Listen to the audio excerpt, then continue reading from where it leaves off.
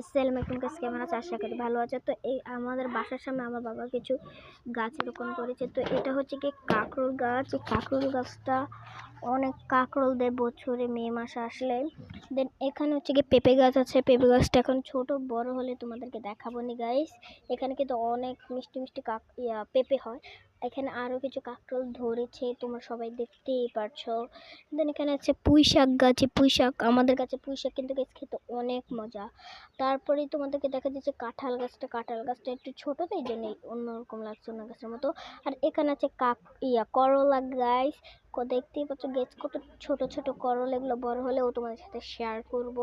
এখানে অনেক ভালো ভালো করলা হয়। আর দেখতেই পাচ্ছ কেন আমাদের কত ছোট ছোট কাঁকরোল। এই গাছের কাঁকরোল কিন্তু বেশ অনেক মজা খেতে। দেখতে পাচ্ছ কত ছোট ছোট কাঁকরোল।